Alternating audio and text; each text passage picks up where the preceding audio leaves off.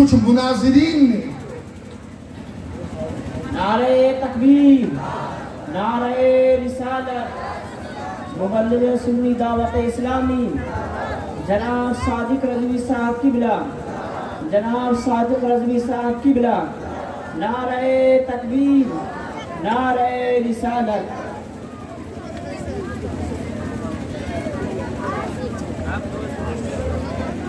قدریہ سلسلے کے کچھ مناظرین دربار دمشق میں پہنچے اور وہاں پہنچنے کے بعد اہل سنت کے بڑے بڑے مناظرین اور اکابرین کو انہوں نے شکست دے دی۔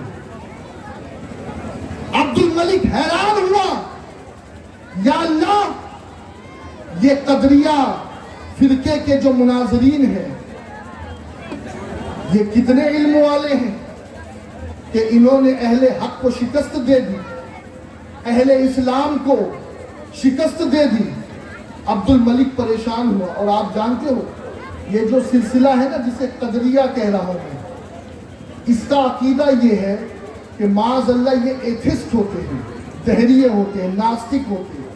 یہ کہتے ہیں کہ خدا کا بندوں پر کوئی حق نہیں، اور خدا معاذ اللہ ثم معاذ اللہ بندوں کے کسی معاملے میں دخل نہیں دے سکتا۔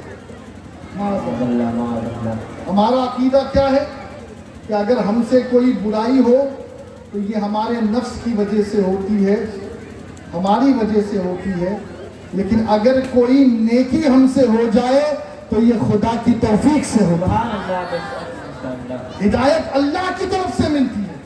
لیکن قدریہ فرقے کے ان بدبختوں کا، ان کافروں کا عقیدہ یہ تھا کہ اللہ بندے کے معاملے میں بے بس ہے، کچھ نہیں کر سکتا ہے، بندہ مختار ہے۔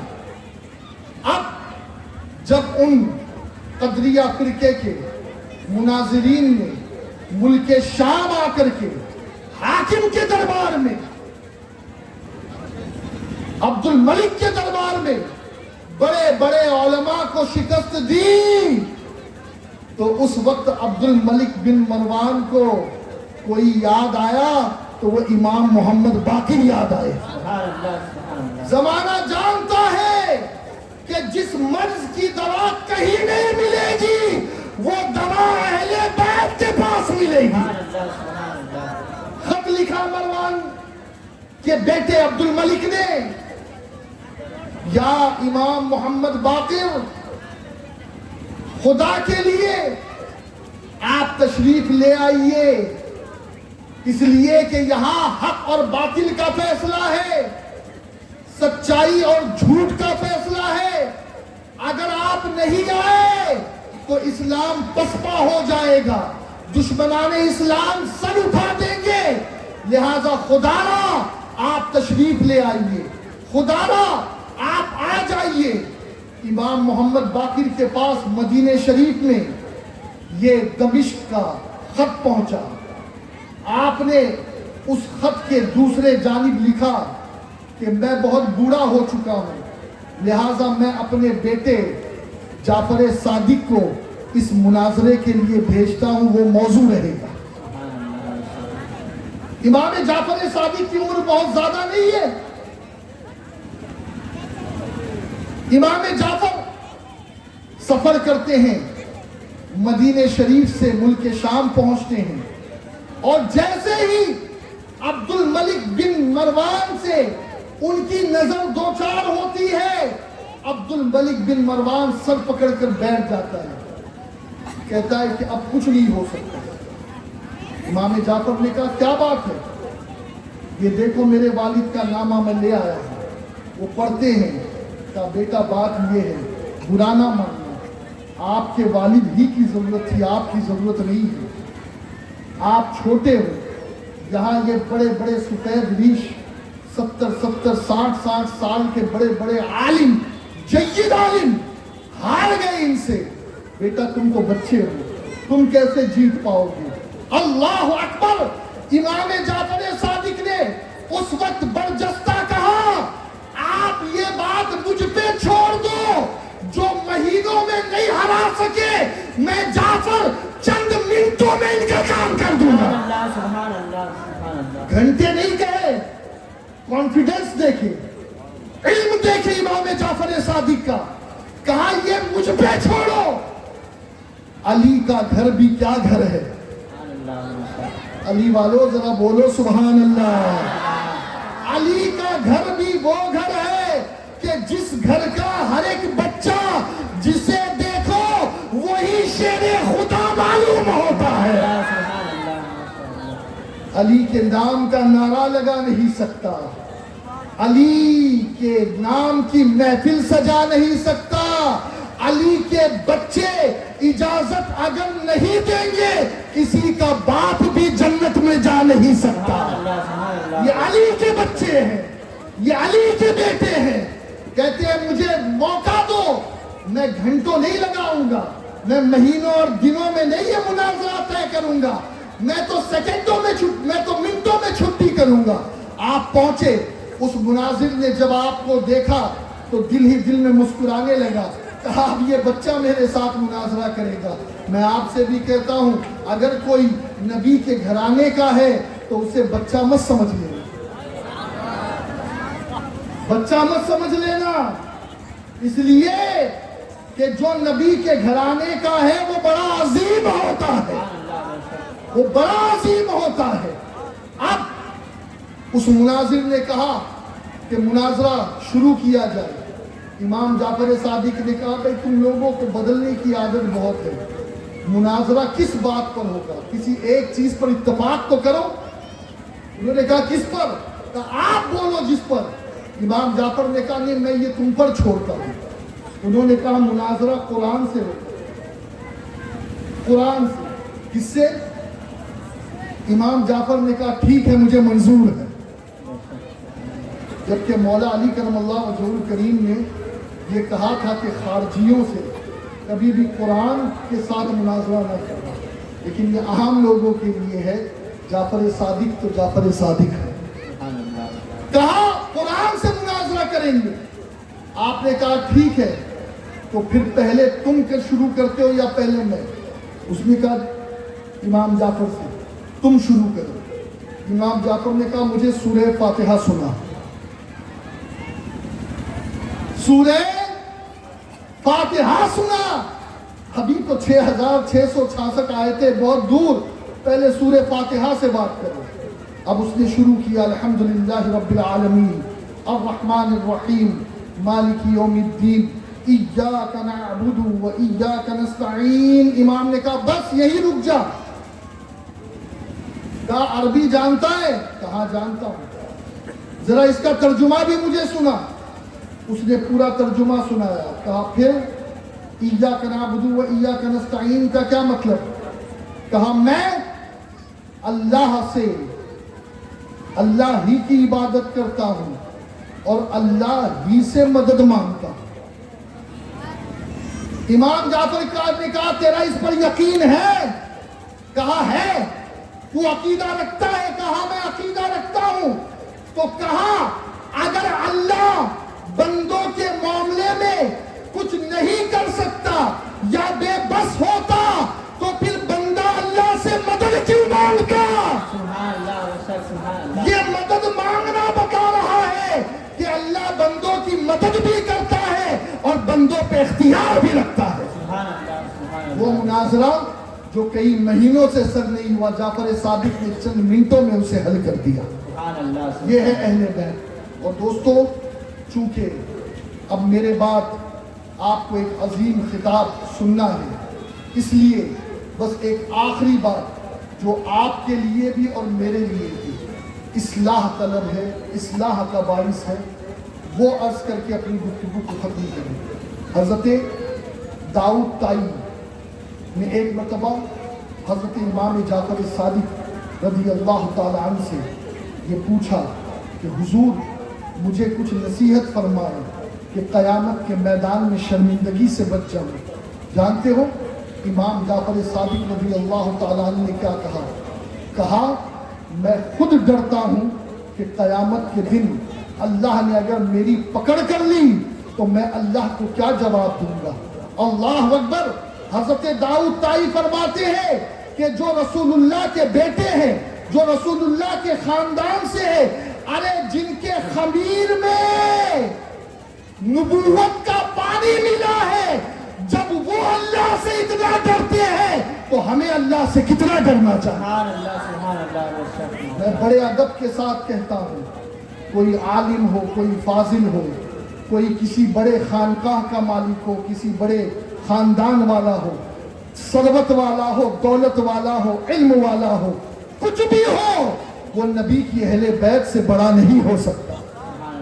لیکن نبی کی اہل بیت خود یہ کہہ رہی ہے, اے لوگوں تم اللہ سے ڈرو, اللہ سے ڈرو, اس لیے کہ قیامت کے دن نسب نہیں پوچھا جائے گا, عمل پوچھا جائے گا. اور جانتے ہو, ایک مرتبہ آپ نے اپنے مریدوں کے بیچ میں فرمایا, ہے لوگوں عمل کرو, عمل, نمازوں کی پابندی کرو, روزے رکھو, حج کرو, زکات دو, گناہوں سے بچو, اللہ نے جن چیزوں سے روکا اس سے رکو, اللہ نے جن چیزوں سے دور رہنے کا حکم دیا اس سے دور رہو, اللہ نے جو کام کرنے کا حکم دیا وہ کام کرو. اور یاد رکھو, جب تم قبر میں جاؤ گے تو قبر میں تمہیں تمہارے خاندان کے بارے میں نہیں پوچھا جائے گا, تم سے تمہارے عمل کے بارے میں سوال.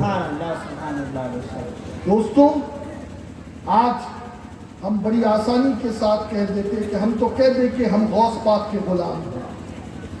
یقیناً نسبتیں کام آتی ہیں. یہ تو حضرت امام جعفر صادق کی عاجزی ہے, ورنہ جعفر صادق وہ ہے کہ جو دنیا میں ایک بندہ آیا کہنے لگا کہ مجھے میرا گھر بیچنا ہے, تو آپ نے اس گھر کو خرید لیا, کا اس کے بدلے تجھے جنت کا گھر دے دیا. یہ تو وہ ہے جو دنیا میں جنت کا گھر دے دے, تمہارے نام پہ ریزرو کر دے. لیکن اللہ کے جب خوف میں آتے, جب ان پر خوف خدا طاری ہوتا ہے, تو پھر ان کی کیفیت یہ ان کے جد اعلیٰ مولائے کائنات کا عالم یہ ہوتا کہ رات کو اٹھ اٹھ کر کے کانپتے, ایسا کانپتے کہ جیسے اللہ اکبر کسی سانپ نے کسی کو ڈس لیا ہو, تو وہ جیسے تڑپتا ہے ایسے مولائے کائنات اللہ کے خوف سے تڑپا کرتے, اپنی داڑھی کو پکڑتے اور کھینچتے اور آنکھوں سے آنسو بہاتے اور کہتے, اے دنیا مجھے فریب مت دینا, میں نے تجھے 3 طلاق دے دیا. یہ ایمان, یہ حضرت مولائے کائنات کا عالم ہوتا خوف خدا میں. اور بس ایک آخری جملہ عرض کر کے اپنی گفتگو کو ختم کروں. ایک مرتبہ امام جعفر صادق رضی اللہ مولا تبارک و تعالی عنہ اپنے غلاموں سے بات چیت کر رہے ہوتے ہیں. اچانک خوف خدا کا غلبہ آپ پر ہوتا ہے. اپنے غلاموں سے کہتے, آؤ ہم سب ایک دوسرے سے بیعت کریں, ایک دوسرے سے بیعت کریں. اور بیعت کس بات پر کریں؟ اس بات پر بیعت کریں کہ اگر کسی کو خدا نے بخش دیا اور کسی کو جنت مل گئی تو وہ اپنے ساتھی کو لیے بغیر جنت میں نہیں جائے گا. امام جعفر صادق کہہ رہے, آؤ ہم بیعت کریں ایک دوسرے سے. ایک صاحب کھڑے ہوئے, کہنے لگے, ارے شفاعت تو آپ کے جد کی ہے, شفاعت تو آپ کے گھر کی ہے, ہم تو آپ کے نانا کے بھروسے پر ہیں, ہم تو رسول اللہ کے بھروسے پہ ہیں, ہم تو خاتم النبیین کے بھروسے پر ہیں, اور آپ ہم سے ایسی بیعت لے رہے ہیں. فرماتے ہیں, لوگوں میں اللہ سے ڈرتا ہوں اور میرے اعمال ایسے ہیں کہ قیامت کے دن مجھے حضور کے سامنے کی طاقت نہیں ہے, میں قیامت میں حضور کو منہ نہیں دکھا پاؤں. اللہ اللہ اللہ. خدا کے لیے یہ بات صرف ان کے لیے نہیں ہے, یہ آج کے سادات کے لیے بھی ایک درس عمل ہے. آج کے سادات کے لیے بھی یہ بات درس عمل ہے. اور میں کبھی کبھی ادب کے ساتھ, اس لیے کہ سادات کی بارگاہ میں ہم زیادہ کچھ کہہ نہیں سکتے, ہم تو ان کے در کے غلام ہیں. غلام ہونے کی حیثیت سے ایک مشورہ ضرور دوں گا اس دور کے سادات کو کہ سبا سنابل شریف جو میر عبد الواحد دلگرامی جو ماررہ مطہرہ کے بزرگوں کے بھی پیر و مرشد ہے، اس کتاب کو سادات ضرور پڑھے تاکہ ہم دنیا والوں کے لیے ایک رول ماڈل بن سکے اور دنیا ہمیں دیکھ کر خوف خدا بھی سیکھے اور عشق مصطفیٰ بھی سیکھے۔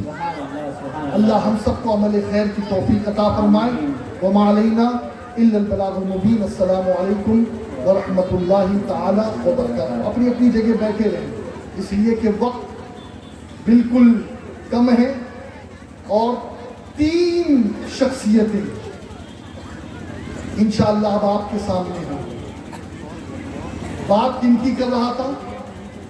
جعفر صادق کی۔ بولیے نا اہل اسٹیج کو آپ کو توجہ دے، کیا کس کی کر رہا تھا؟ جعفر صادق۔ جعفر صادق کی۔ اور قربان جائیں اب جو بیان کرنے کے لیے آ رہے ہیں وہ بھی صادق ہی ہے، سبحان اللہ سبحان اس اللہ۔ جعفر صادق کے غلام صادق رضوی۔ تو انشاءاللہ ابھی صادق رضوی صاحب کا بیان ہوگا اور پھر اس کے بعد فخر القرآن کہ جو قرآن پڑھتے ہیں تو ہندوستان والے اہل عرب بھی جن کے قرآن کو سن کر جھومتے ہیں۔ سبحان اللہ ماشاء اللہ۔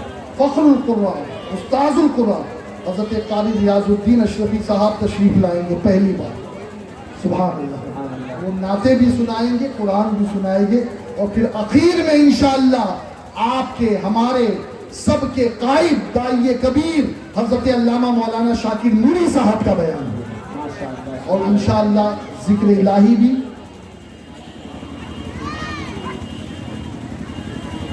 ذکر الہی بھی اور انشاءاللہ دعا بھی۔ یہ اعلان ہی تو ہو رہا ہے، یہ اعلان ہی تو ہو رہا ہے۔ حضرت الحمدللہ آپ کے شہر میں آ چکی ہے، سبحان سبحان اللہ، اللہ۔ اور کچھ ہی دیر میں اسٹیج پر آ گئی اور انشاءاللہ آج جو ذکر الہی کی محفل کے بعد جو تصور مدینہ میں دعا ہوگی وہ انشاءاللہ ہمارے امیر محترم انشاءاللہ ہمیں مدینے لے جائیں گے۔ تو آپ سبھی لوگ اطمینان کے ساتھ اپنی اپنی جگہ پہ بیٹھے رہیں۔ اب میں بڑے ادب کے ساتھ میرے بڑے بھائی برادر مکرم محب گرامی حضرت مولانا صادق رضوی صاحب رکن شورا سنی دعوت اسلامی ممبئی سے گزارش کرتا ہوں کہ وہ مائک پر تشریف لائیں اور مولانا ضمیر الدین اپنا کام کریں۔ آئیے استقبال نعرہ تکبیر سر سے کر دیا جائے۔ نعرہ